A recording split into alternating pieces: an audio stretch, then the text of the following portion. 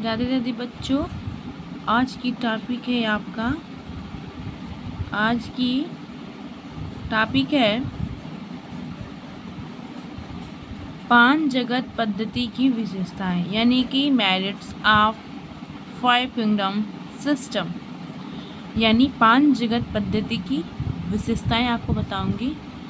मैंने आपको पिछले वीडियो में बताया है कि पांच जगत पद्धति किसे कहते हैं, और आज मैं आपको बताऊंगी कि पांच जगत पद्धति की विशेषताएं क्या हैं। तो आइए मैं आज आपको बताती हूँ कि पांच जगत पद्धति की विशेषताएं क्या होती हैं।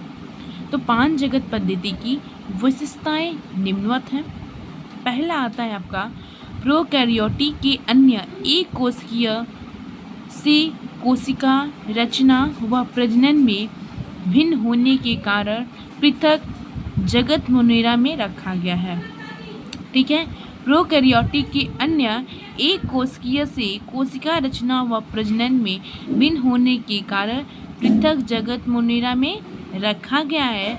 और दूसरा इनकी विशेषता होती है कि यह पद्धति प्रारंभिक जीवों से पौधे व जंतुओं के क्रमिक विकास को प्राकृतिक रूप में प्रदर्शित करती है। तीसरा इसकी विशेषता है कि कुछ जीव जैसे क्लैमिडोमोनास यूग्लिना, ठीक है, कुछ जीव कैसे हैं। पहला जीव आपका आता है क्लैमिडोमोनास यूग्लिना, एक कोशिकीय जंतु व पौधे के मध्यस्थ यानी इंटरमीडिएट, मध्यस्थ को इंग्लिश में इंटरमीडिएट कहते हैं, समझे जाते हैं, जिससे इन्हें वनस्पति व जंतु दोनों के अंतर्गत रखा जाता है। हिटेकर ने इन मध्यस्थ जीवों को जगत प्रतिष्ठा में रखकर अनिश्चितता समाप्त की। ठीक है, तीसरी इसकी विशेषता है, यानी कि पहली विशेषता क्या थी। पहली विशेषता थी कि प्रोकैरियोटिक के अन्य एक कोशिकीय से कोशिका रचना व प्रजनन में भिन्न होने के कारण पृथक जगत मोनेरा से रखा गया है। और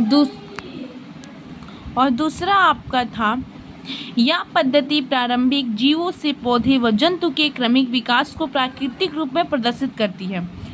ठीक है, आपको दूसरा विशेषता ये थी। और तीसरा विशेषता ये थी कि कुछ जीव जैसे क्लैमिडोमोनास यूग्लिना आदि, ठीक है, एक कोश के जंतु व पौधे के मध्यस्थ यानी इंटरमीडिएट, ठीक है, समझे जाते हैं, जिससे इन्हें वनस्पति व जंतु दोनों के अंतर्गत रखा जाता है। हिटेकर ने इन मध्यस्थ जीवों को जगत प्रतिष्ठा में रखकर अनिश्चितता क्या की, समाप्त की। ठीक है, अगर हम बात करें कवक यानी जगत पद्धति पांच जगत पद्धति की चौथी विशेषता की बात करूं, यानी कि 4 नंबर की अगर विशेषता की बात करूं, तो कवक कार्कीय एवं जैव रासायनिक दृष्टि से अन्य सभी पौधे से भिन्न है, अतः इन्हें पृथक जगत कवक में रखा गया है। इसकी चौथी विशेषता क्या कहती है। चौथी विशेषता पांच जगत पद्धति की यह कहती है कि कवक कार्की एवं जैव रसायन दृष्टि से सभी पौधे से भिन्न है, यानी कि जितने भी पौधे हम सबसे क्या है, भिन्न है, अतः इन्हें पृथक जगत कवक में रखा गया।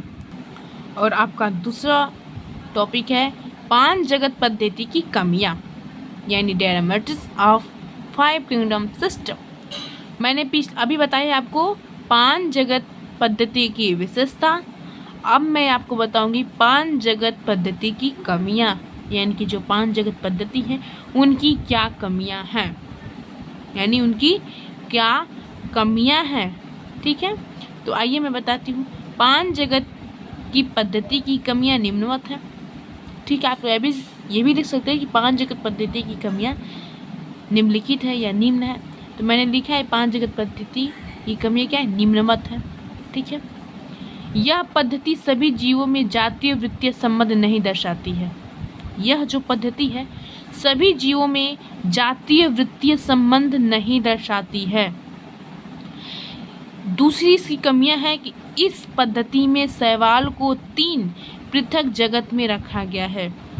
ठीक है, इस पद्धति की दूसरी कमियां यह कहती है कि इस पद्धति में जो शैवाल को 3 पृथक जगत में रखा गया है, पहला नीली हरी शैवाल को मोनेरा एक कोशिकीय शैवाल को प्रोटिस्टा में तथा बहुकोशिकीय शैवाल को प्लांटी में रखा गया। नीली हरी शैवाल को मोनेरा एक कोशिकीय में, शैवाल को प्रोटिस्टा में तथा बहुकोशिकीय शैवाल किस में रखा गया है?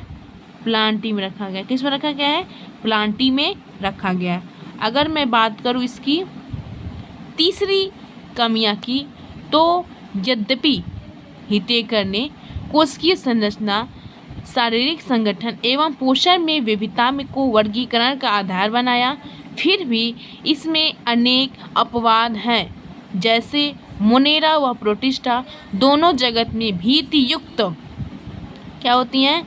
भीतियुक्त व भीतिविहीन, ठीक है, भीतिविहीन प्रकाश संश्लेषी व अप्रकाश संश्लेषी जीवधारी आते हैं। इसी प्रकार इष्ट यद्यपि एक कोशिकीय है परंतु इसे बहुकोशिकीय कवकों में रखा गया है। जो इष्ट होता है ना, ये क्या है? ये कवक है, एक प्रकार का है। एक कवक ही एक प्रकार, कवक भी कई प्रकार के होते हैं, शैवाल भी कई प्रकार के होते हैं, ठीक है, इसको मैं बताऊंगी आपको, ठीक है। तो इष्ट यद्यपि एक कोशिकीय परंतु बहुकोशिकीय कवकों में रखा गया है, ठीक है।